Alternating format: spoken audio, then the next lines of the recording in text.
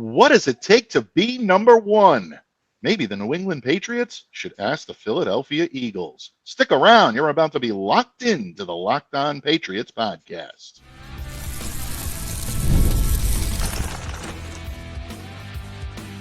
You are Locked On Patriots, your daily New England Patriots podcast.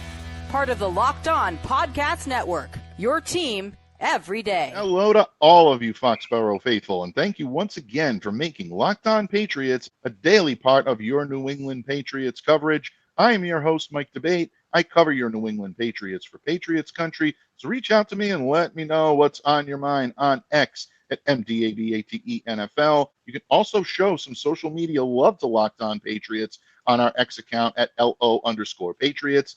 And folks, you can also find me where the skies are blue over on Blue Sky at MDABATENFL.vsky.social. And today here on the pod, we are delving into the Locked On Patriots midweek mailbag. Again, some amazing questions from all of you everydayers out there. The three that we've selected, three of the most poignant questions for the New England Patriots heading into the 2025 season.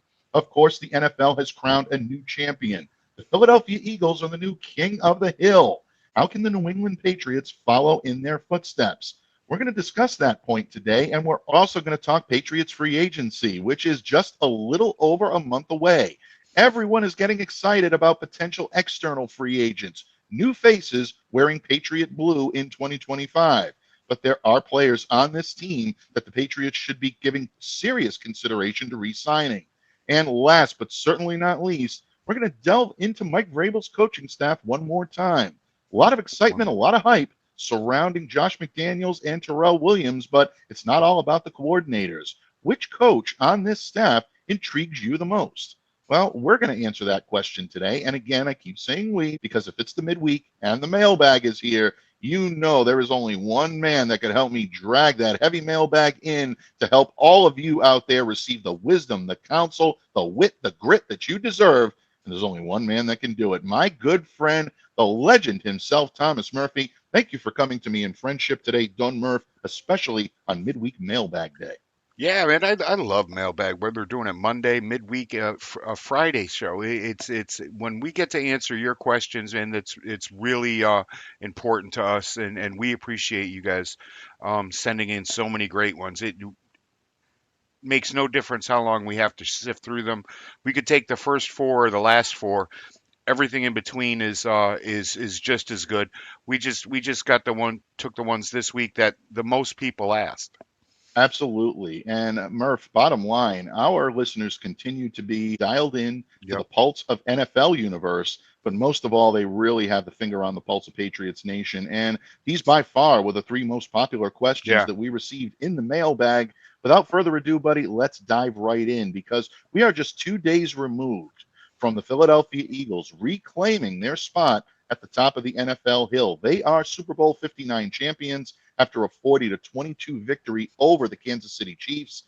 Right now, all eyes are on the Philadelphia Eagles. They're about to enjoy the spoils on Friday with a parade in Philadelphia.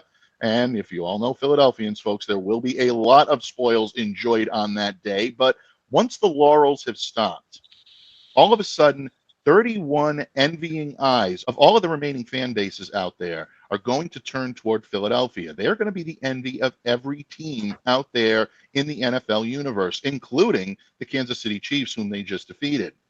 The New England Patriots factor into that, Murph. It's been a little bit since the Patriots have even contended for a spot in trying to hoist Lombardi Trophy silver. So in that regard, every team is going to be looking at what the Philadelphia Eagles have done here and trying to replicate that.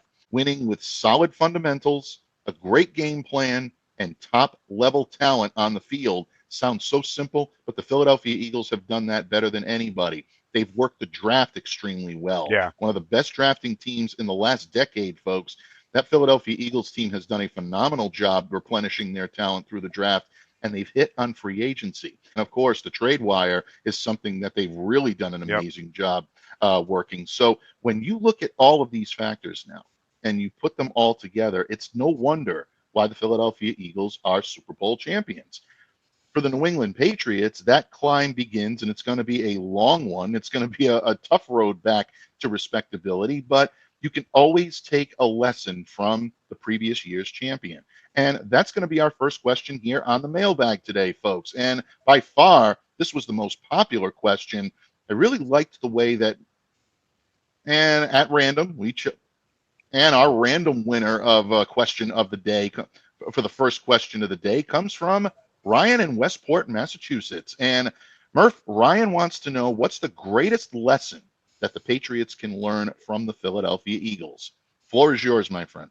Mike went over a lot and how they were hitting on free agency and in the draft over the years, and the past couple of years with trades as well.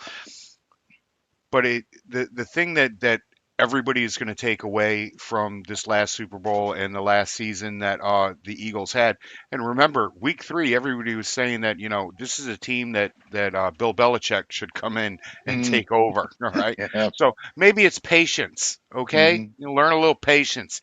But no, it's the line of scrimmage, both sides of the line. All right, something that Mike and I have been preaching here for the past 4 years, at least, that you build from the inside out.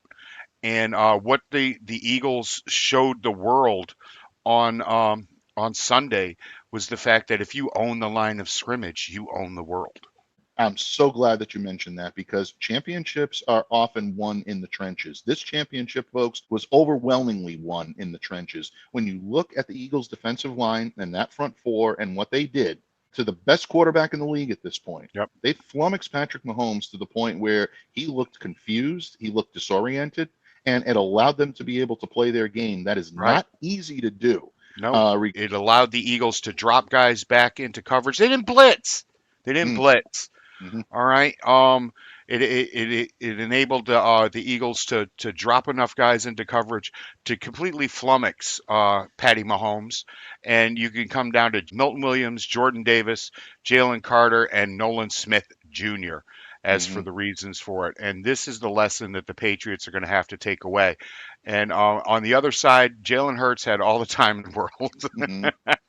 to do what he wanted, and when things broke down, he had lanes to run through. So that goes directly to one Dallas Goedert. Was shout out there for Claire because Dallas did a fantastic job. He did. Jordan Malatia, Landon Dickerson, Cam Jurgens. It was all along even down to Mekhi Becton. All right. Mhm.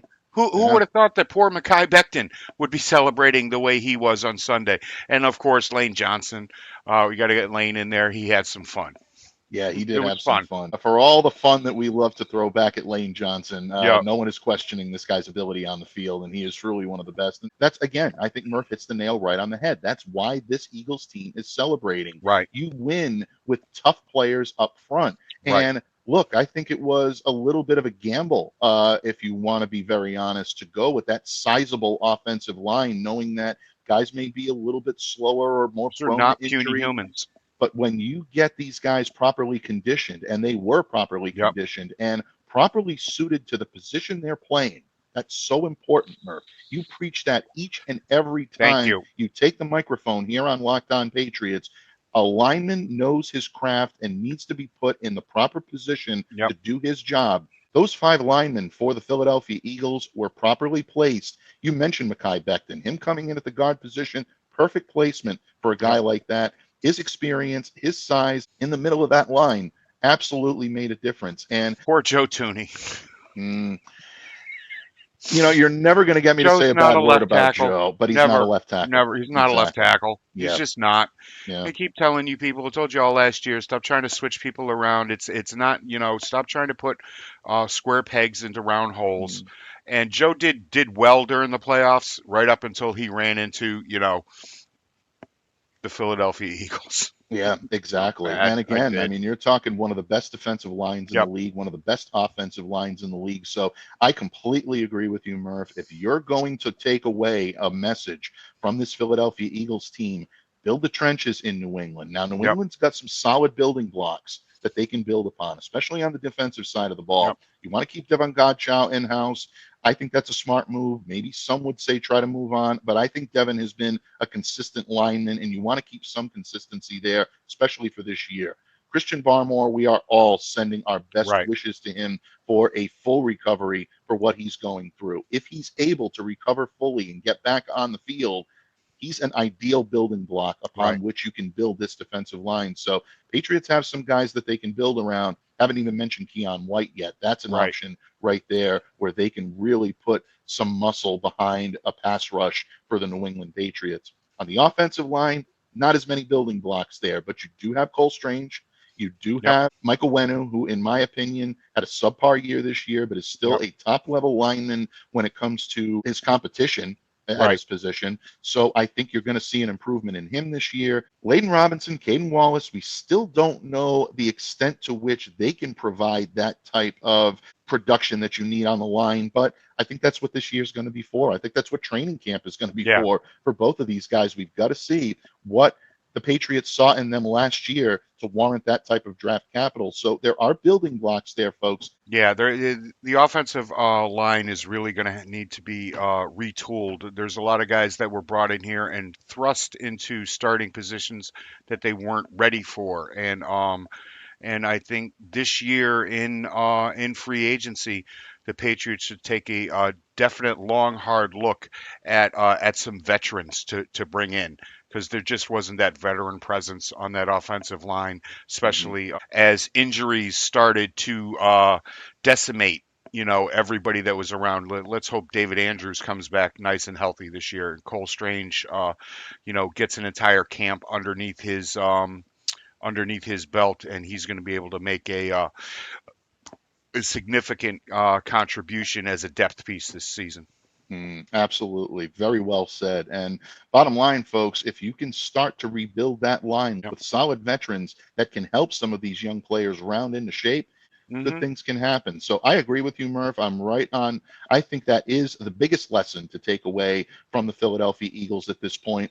I'm going to add to it a little bit, though, in the interest of diversifying our response to Ryan, Yep. because I think it's a great question, and I think it's a question that a lot of Patriots fans have on their mind. And it does kind of piggyback off of what you just said about winning the battles in the trenches and building the lines to make sure that the structure of this team is fundamentally sound. I think they need to do the same thing in the coaches' room. I think what they need to do Ooh. is make sure that the coaches that are coaching this team are putting fundamentals first. Yep. I think so often, especially Patriots fans right now that are so hungry for anything new, anything exciting that they haven't seen in the last couple of years, that you get caught up in this innovative coaching style, differences, things that we haven't seen before, exotic looks on defense, complex breakdowns on offense that are going to provide that innovative type of high tempo, upscale offense that we really are clamoring for here in New England. That's all well and good. It has Yep. to be a part of your game plan. But if your fundamentals aren't sound right out of the gate, it's not going to matter. You No. can't take a team like the New England Patriots right now, put innovative game plans behind them, and expect them to succeed. Yeah. We saw Alex Van Pelt do it at the Right. tail end of last year, and it was met with disaster in this certain circumstance with the New England Patriots. You need to make sure that those pieces are in place. And Yep. I'll tell you what actually kind of stimulated this idea in my head is watching Vic Fangio over the weekend.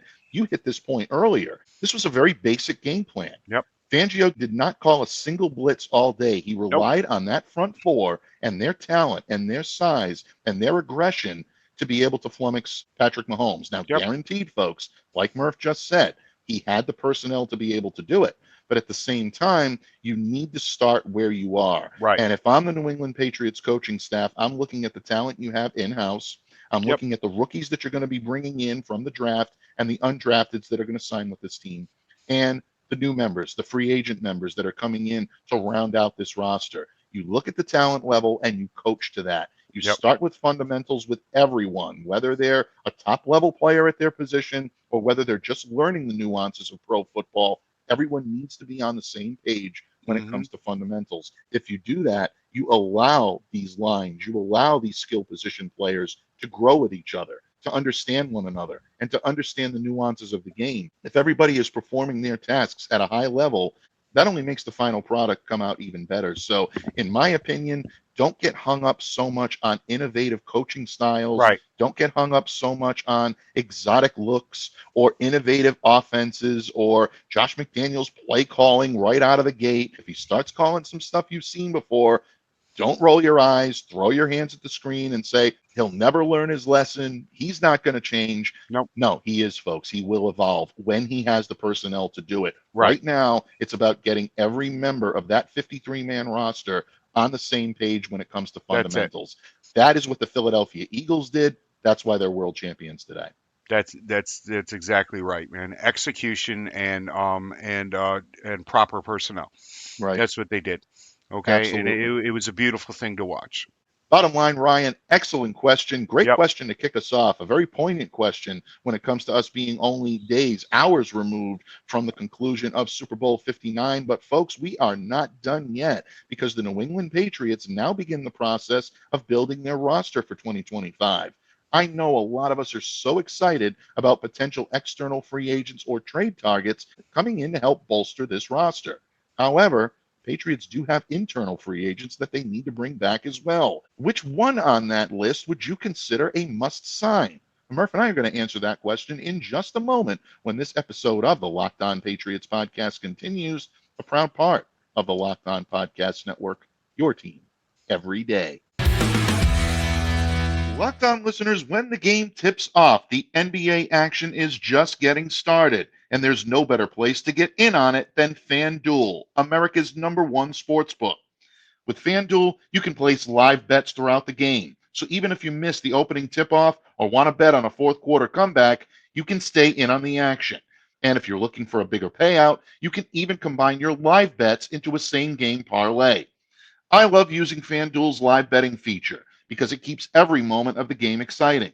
Whether I'm backing my team for a late game rally or picking a player to hit a clutch three, I never feel like I missed my chance.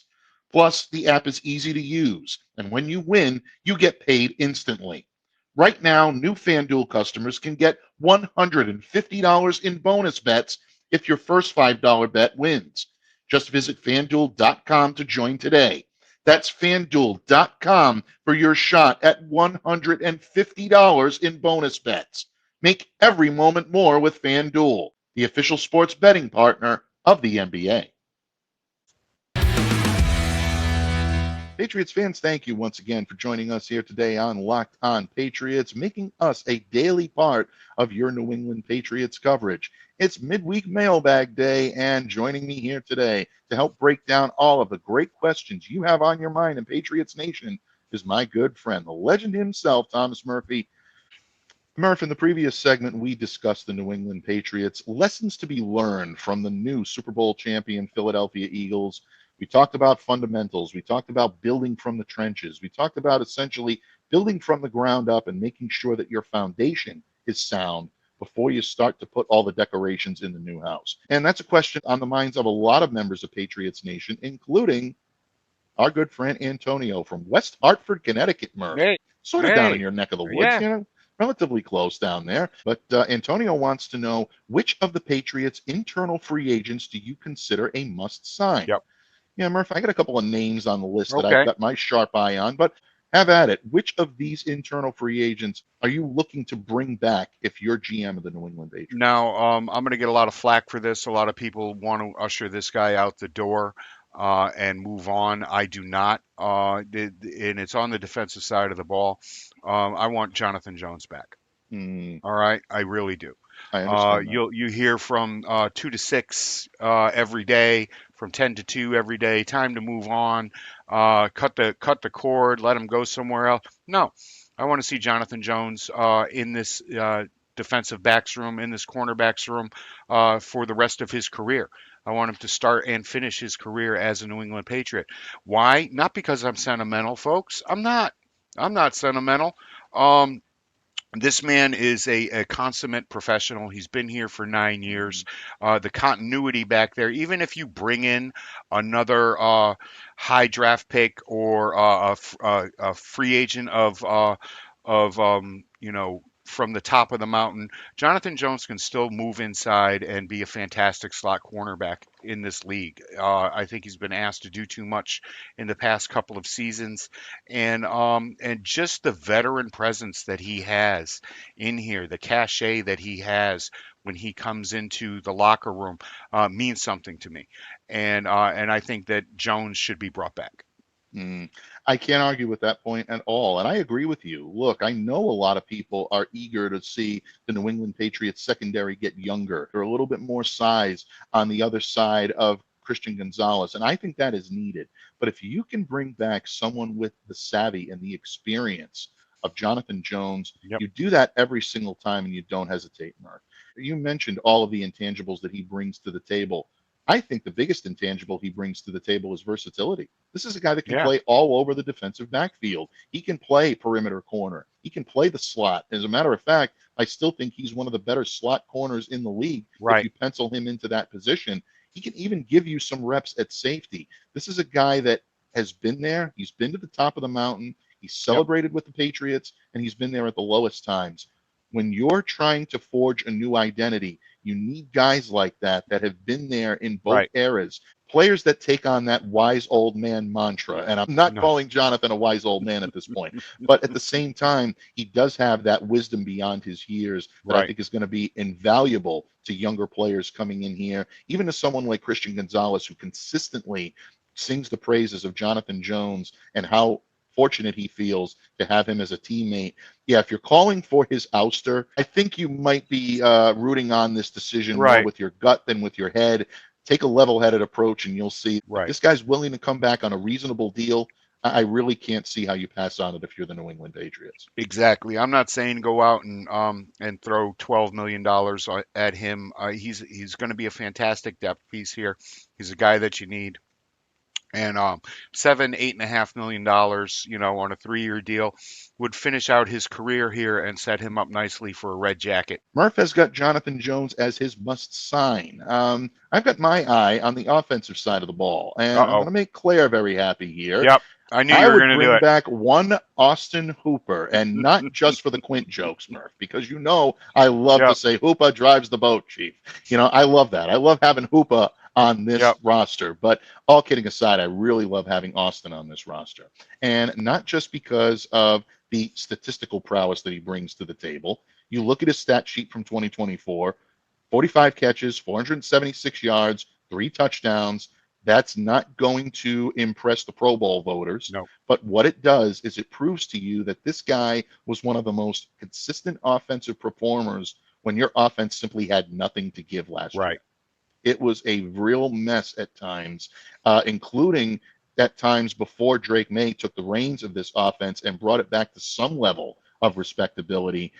Austin was a guy that consistently got open, made catches. I thought he was much more impressive when it came to utilizing the field. But the chemistry he continues to build, not just with Drake May, but with Hunter Henry, is important. And for a team that I think is going to utilize the tight end position, maybe as well as anyone, I think Austin is the perfect bridge guy to bring Jaheim Bell up to speed, allow Josh McDaniels to work with him, allow Thomas Brown to work with him. That gives them the opportunity to then pair him with a veteran like Hunter Henry. I think you're looking at someone like Austin this year being the perfect bridge guy. So I'm not saying a multi-year deal, folks, but if Austin is willing to hang around here on a 1-2 year contract, yeah, I think he's a guy you have to have in this locker room. I love the consistency he brings to the table. So I'm going to say Austin Hooper from a logistical standpoint. If you will, I'd like you to indulge me for just a moment because Sure. I got a Your show. sentimental favorite that I'd like to bring back here to Locked On Patriots. And anyone Go who's ahead. listened to Locked On in the past knows the name I'm about to tell you. And it hurts because I'm 50-50 on this in terms of my thought process and whether or not he actually will be back in a Patriots uniform next year. And that's Dietrich Wise Jr. Dietrich Okay. right A now. wise decision. Thank you very much. You have chosen wisely. Chosen I like wisely. that. At least I did not choose poorly, Murph. The Grail cannot pass beyond the Great Seal. Okay, we're going to end this right now, There you folks. I go. promise you. Yeah, we're done. Dietrich has been a team captain. He's been a guy that has been a central figure in the pass rush. Once again, someone who has been there and done that with the Patriots, whether it comes to the highest of highs or the lowest of lows. Yep. But the intangibles that he brings to the field in terms of leadership, and especially in that locker room, I think are things that the Patriots are going to have a difficult time replicating with other guys on this roster. I understand the need to get younger. I understand the need to get more athletic at this level. But when you're trying to build a team from the ground up, you need players that are going to be willing to be those building blocks, the stepping stones on which the younger players are then going to build a solid future here in New England. For those of you unfamiliar with the reason why I do have an affinity for Dietrich, when I first started on the Patriots beat here, Dietrich was the first guy that I interviewed one-on-one. He was a rookie at the time, fresh out of Arkansas. I was a rookie on the Patriots beat. I was coming over from covering the Chargers, and this is a team I grew up idolizing. So you want to make sure that you're making the right impression, striking all the right notes. You're not being a homer, but you're being objective. We were just kind of two rookies hoping to get this right. Yeah. I remember, him telling me, this is my first interview, so I hope I do a good job. And I said, well, this is my first interview on the beat, so I hope I do a good job. And because of that, I developed a very strong connection to Dietrich. And I really have watched him emerge from a young player, a wide-eyed player that wanted to do the best he could for his coach, for his team, for his defense, and emerge to a level where he is now a multi-year team captain and someone that so many players in that locker room have a deep-rooted respect for. So in that regard, yes, I'd love to bring back Dietrich, but I understand if the trend that you saw last year with him being phased out of the Patriots pass rush could continue. Of course, Mike Vrabel could come in and decide that this is a guy he needs to have, he wants to have. Ultimately, it's going to be Vrabel's decision. If they do move on from him, I totally see the logistical reasons why. But from a sentimental point of view, this one's going to hurt a little bit if Dietrich continues his career elsewhere. That's just my 2 cents on the matter. No. I'll take your 2 cents before I take anybody else's nickel in this business.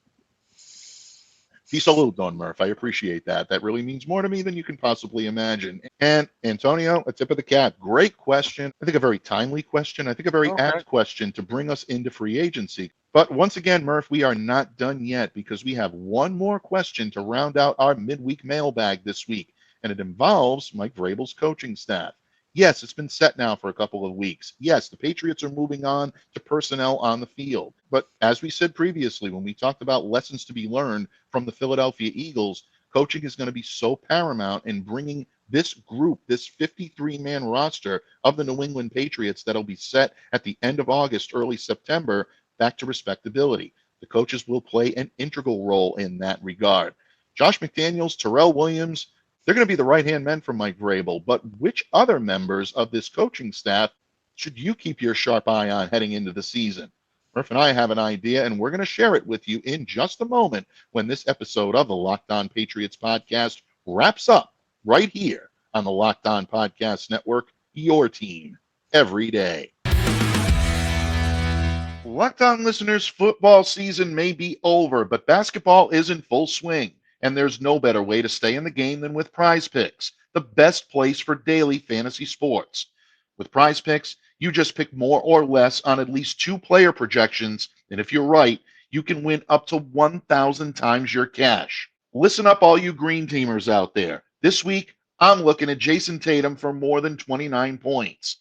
And you might be wondering, what's the best part about Prize Picks? Well, Prize Picks is quick and easy. You can set your lineup in less than 60 seconds, and their fast and secure withdrawals mean I get my winnings in as little as 15 minutes.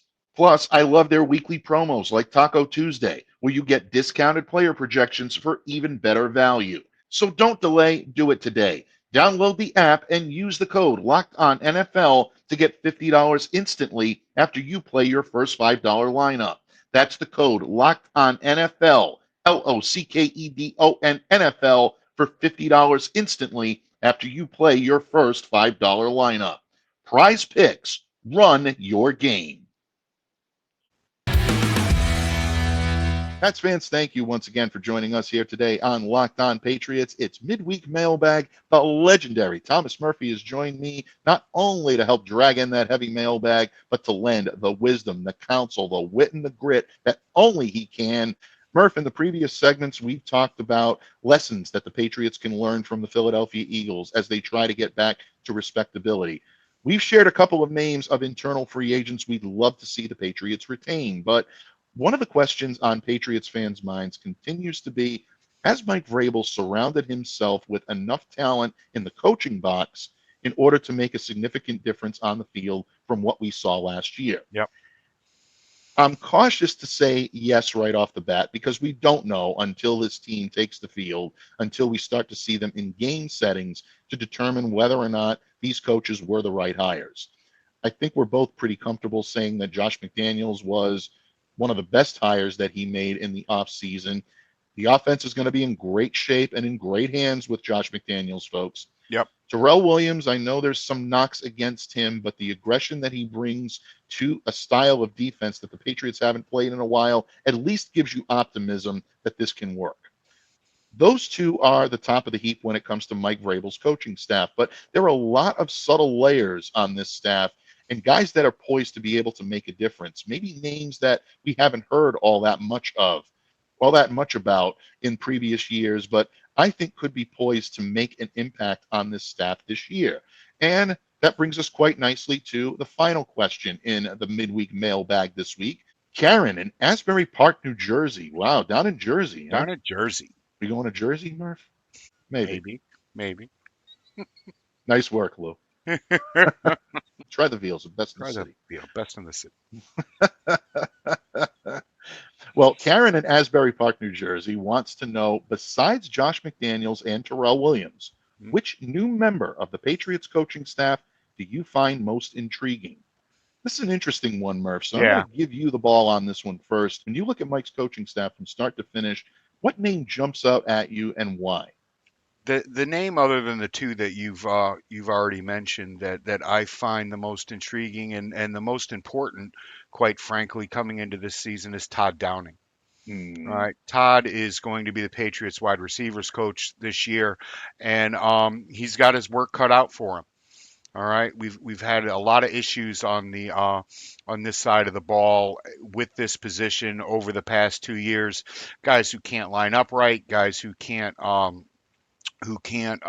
stay on sides, guys who completely get flummoxed and are just in the wrong spot at the wrong time. All right, this goes to a lot of the issues that the Patriots passing game has had over the last 2 seasons, and is Downing going to be the man to fix the ship, to right the ship? Very good point. And I know a lot of Patriots fans are intrigued by Downing's hire.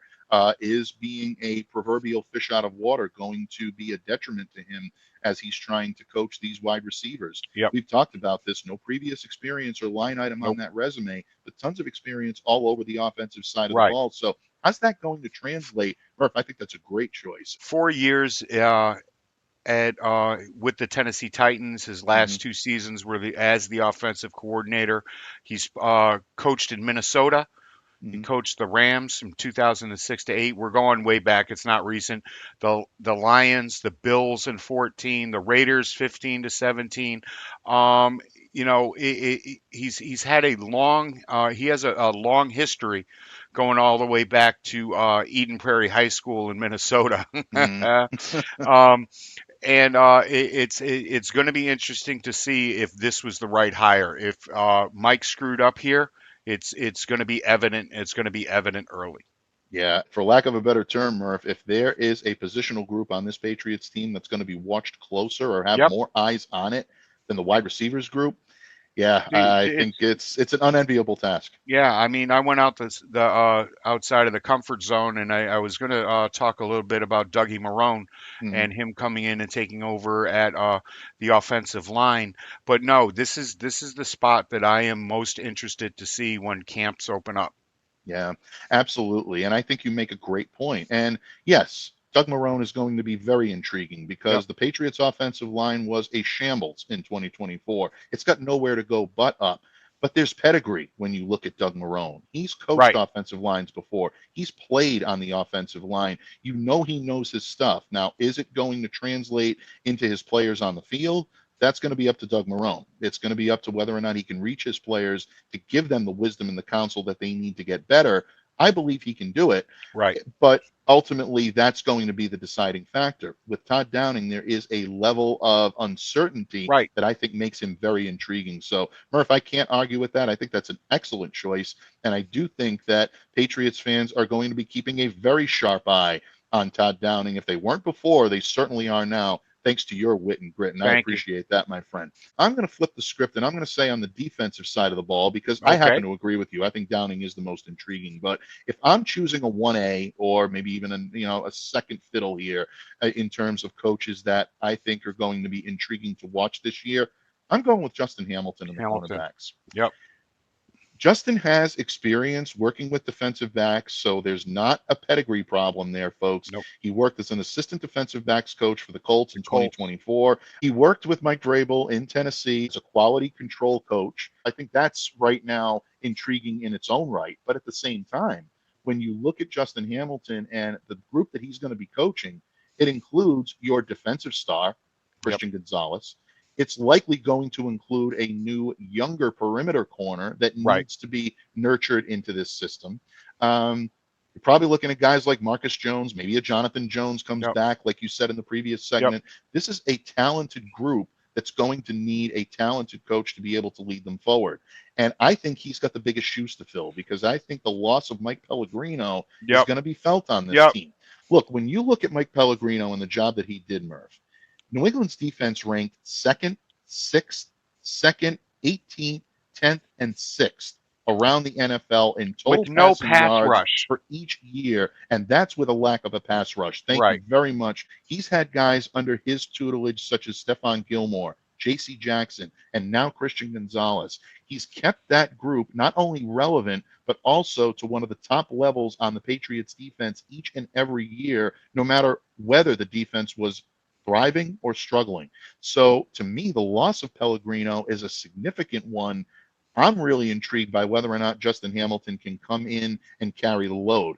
I think he's got the innovative type style that's going to endear him to the players that he's coaching, but at the same time, without an awful lot of experience behind him, it's going to be interesting to see if he can handle this The group. That's why I'm Bills most made a intrigued by him. really smart decision. Mike's already got a job. Yeah, All right, absolutely. he's going to be in Buffalo. I was disappointed by his not retention. This is a great pick, Michael. Yeah. This is fantastic. Thank you. Grab out there. Dude's got some big shoes to fill. Patriots have a lot of work cut out for them, but hopefully they've got the right pieces in place to begin that climb back to respectability. There you go. Great question, Karen. Thank you so much for bringing us home today Appreciate on you. the Locked On Patriots mailbag. But what can I say, my friend? I appreciate you being here to help with a robust Locked On Patriots midweek mailbag this week, bud. Not only that, but also lending the insight, the intellect that only you can provide here on Locked On Patriots. I'm always honored to share the microphone with you. Before I let you go, please let everyone know where they can reach out to you, follow you on Twitter, especially. Keep a special sharp ear and eye out for that, folks. And of course, what you got marinating in Murph's kitchen for the rest of the week. Yeah, you can follow me on Zitter at tmurph207s. All right, that's a new account. We had some issues over the weekend, and I started a new account. So please come on back, stop by. If you're a new guy, just wave, say hello. You can follow me over where the skies are blue at Blue Sky at tmurph207. No S, we left that S off. And but other than that, I'm deep into film, guys. I'm getting ready for this mock draft season. I'm getting ready for for my keys to the Patriots draft and how I feel they should attack it. And so that's it, man. I'm 24/7, man. I am watching film, and I'm telling you right now, folks, Banks is the pick. You want to make me happy? Banks is the pick.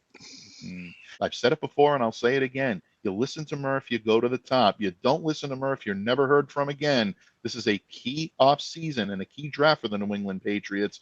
Let's see what they're going to be able to do when draft time rolls around. But bottom line, please follow Murph and his new account at tmurph207s. That's right, folks. Add the S on the end of the 7. You will be glad you did. You'll be more informed. You'll be well entertained. One of the best Twitter followers out there anywhere that you can find. I highly recommend doing so if you haven't done so already.